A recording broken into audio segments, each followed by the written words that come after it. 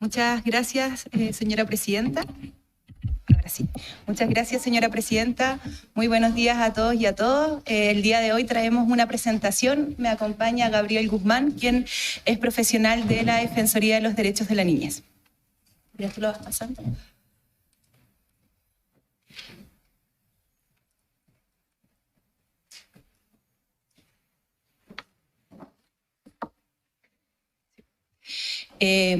Primero nos gustaría señalar que como institución creemos que es muy importante que estemos hablando de niñez y adolescencia en el texto constitucional y en el anteproyecto. Creemos que es un avance fundamental en materia de reconocimientos de niños, niñas y adolescentes como sujetos de derechos y titulares de los mismos. Muy generalmente les voy a contar que la Defensoría de la Niñez es una institución que tiene por objeto la difusión, la promoción y la protección de los derechos de los cuales los niños son titulares, tanto en nuestra Constitución como en la Convención sobre los Derechos del Niño y los demás tratados internacionales ratificados por Chile, siempre velando por el interés superior. En términos concretos y en relación a la invitación que se nos hace el día de hoy, tenemos funciones en relación a emitir recomendaciones e informes en materias especializadas de niñez y infancia y, por cierto, promover el cumplimiento de la Convención sobre los Derechos del Niño, instrumento ya ratificado por Chile, pero también todos aquellos instrumentos que se vinculan con la infancia y la adolescencia.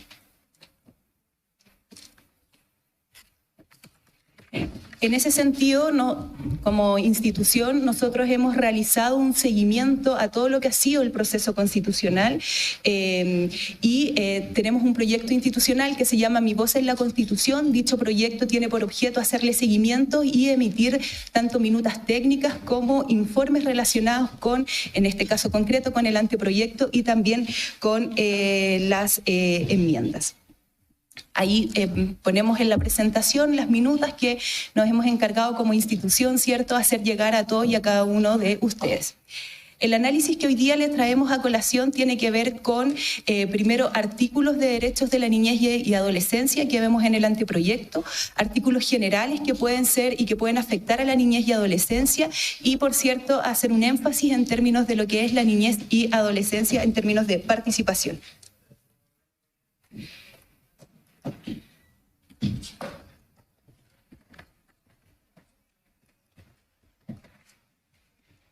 Cuesta un poquito, no, ahora sí. Muchas gracias. Bueno, tal como les mencionaba al principio, para nosotros como institución es importante no retroceder en lo ya avanzado. El año pasado, en marzo del año pasado, se publicó la Ley de Garantías y Protección Integral a la Niñez y a la Adolescencia. Aquello ha significado un avance importante en términos de reconocimientos de niños, niñas y adolescentes como sujetos de derechos y como titulares de los mismos.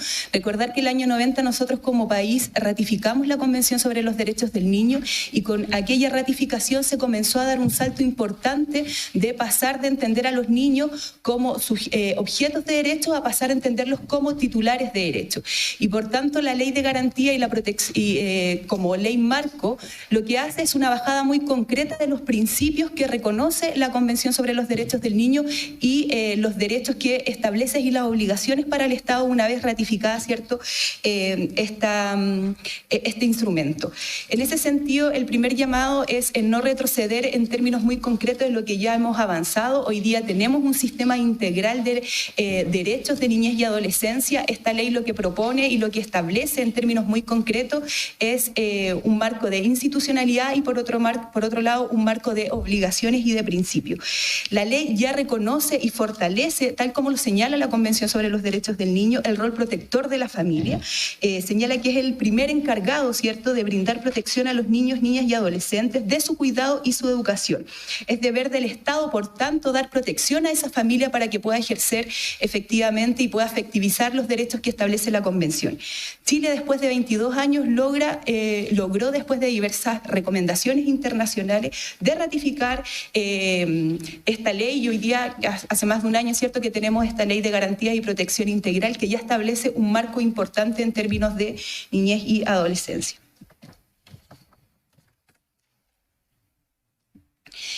En ese sentido, la presentación se va a dividir en tres. Primero, vamos a dar cuenta de la importancia de los tratados internacionales de derechos humanos en términos de niñez e infancia y todo lo que ya se ha avanzado en relación al reconocimiento de niños como sujetos de derecho. También cómo se tienen que interpretar los principios que establecen la Convención sobre los Derechos del Niño y particularmente el interés superior de los niños, niñas y adolescentes, para dar un repaso en términos de lo que es reconocimiento como sujetos de derecho.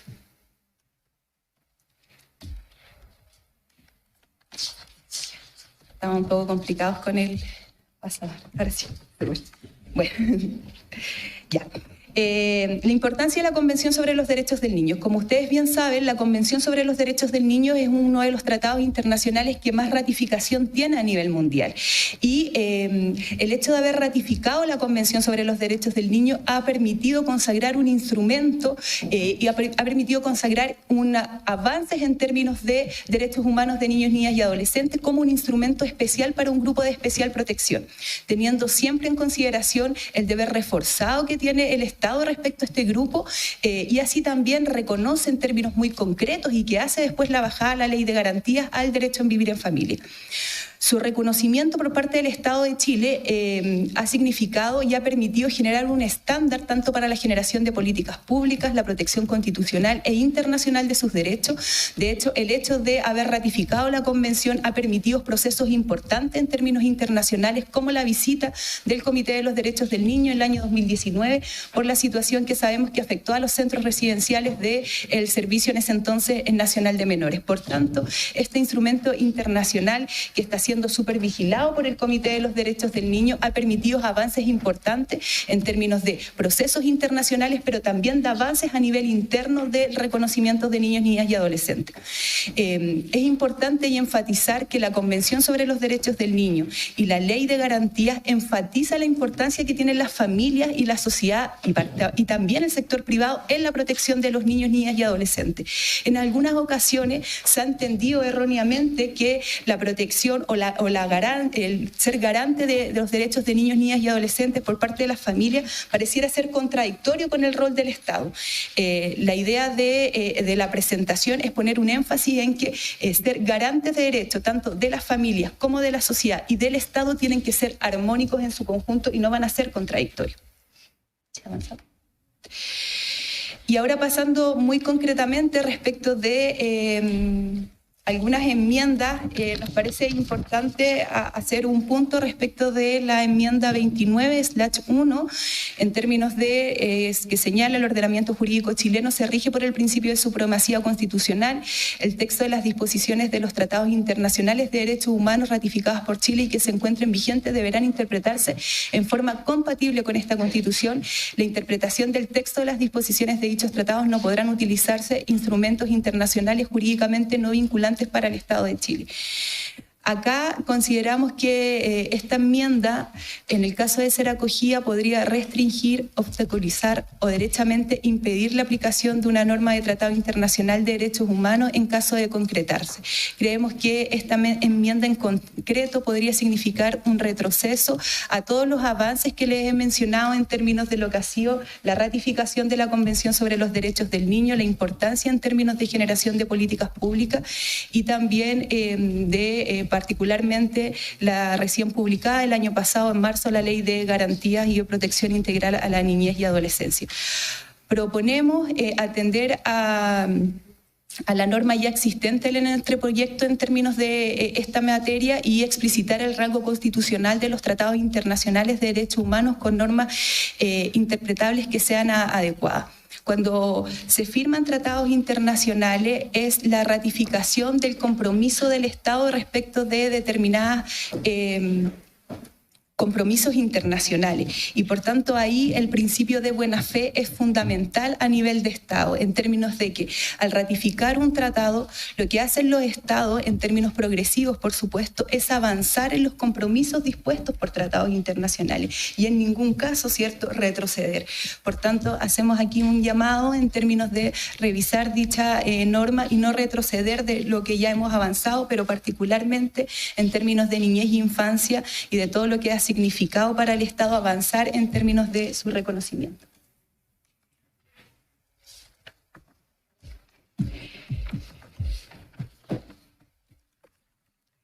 Nos parece importante, tal como señalábamos al principio de la presentación, hacerle un énfasis respecto de lo que es el interés superior del niño.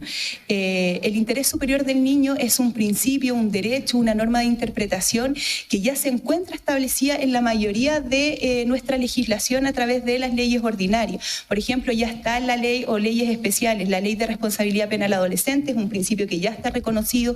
También está reconocido este principio en la creación de la Defensoría de los Derechos de la Niñez, en la ley que crea el Servicio de Protección Especializada. Es decir, es un principio que ya está recogido en todas y en cada una de las leyes, tanto especiales como ordinarias, que se relacionan o que se vinculan, ¿cierto?, en términos de infancia. Por tanto, avanzar a su reconocimiento y que se encuentre mencionado hoy día en el anteproyecto es un reconocimiento de la que ya está en términos concretos de las leyes que regulan la materia y cómo las instituciones se tienen que relacionar con la infancia.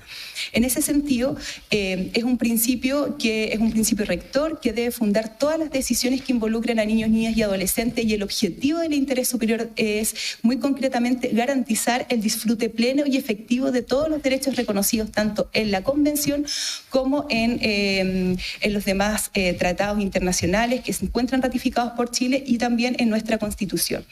¿Qué implica el interés superior del niño? El interés superior del niño implica que respecto de un niño y en una situación concreta se deben tomar todas las medidas concernientes, ya sea tanto por instituciones públicas como privadas, que el objeto sea el bienestar de aquel niño. Y esto involucra no solamente en el ámbito administrativo, sino también legislativo y judicial, por cierto. En ese sentido, el interés superior del niño no es determinado de forma aislada y particular por una sola persona.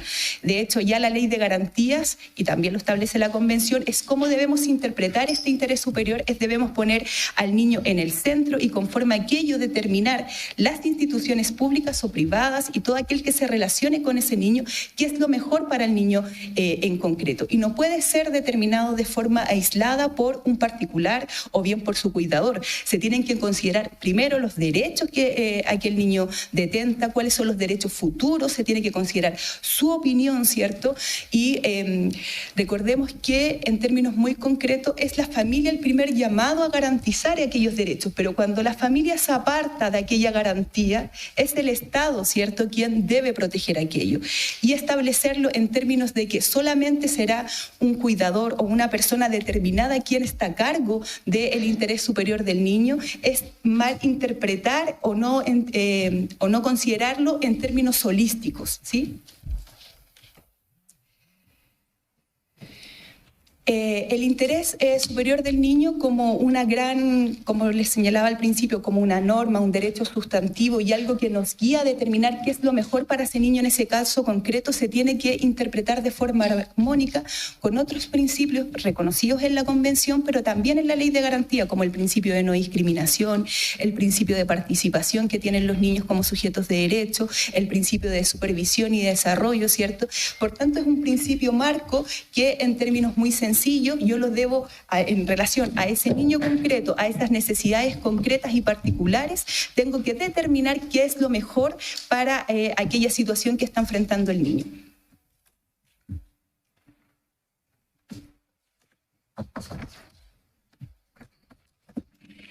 Aquí nosotros como institución hemos sido muy enfáticos en términos de recoger muy claramente lo que establece la Convención, que hace una bajada legal con la Ley de Garantías y Protección a la Infancia en la importancia, ¿cierto?, del rol de las familias.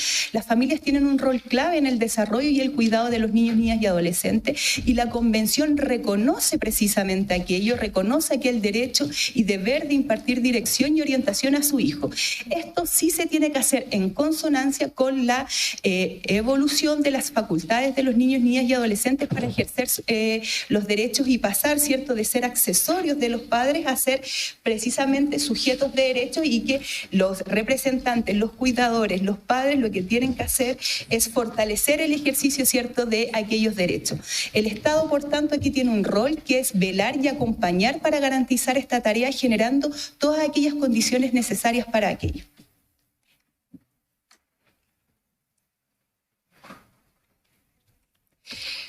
Estamos, ¿no? En ese sentido, primero, como tal lo expresábamos al principio, consagrar el interés superior del niño de forma adecuada como un principio de aplicación de medidas que permitan el desarrollo integral de niños, niñas y adolescentes, y no como una determinación exclusiva de los particulares, puesto que no considera y estaríamos dando un retroceso, ¿cierto?, en esta interpretación y cómo debemos interpretar el interés superior de los niños.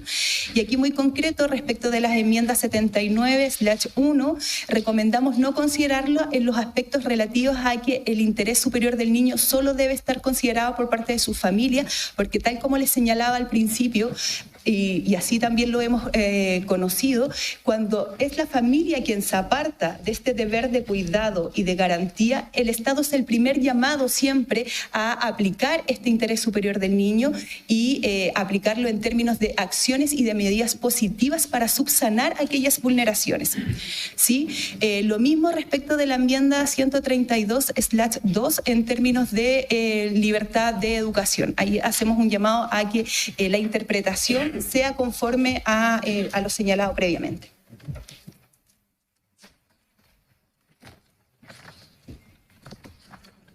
Acá, en términos muy concretos, el anteproyecto establece en el artículo 14: la Constitución reconoce y asegura el interés superior de niños, niñas y adolescentes y las condiciones para crecer y desarrollar en familia.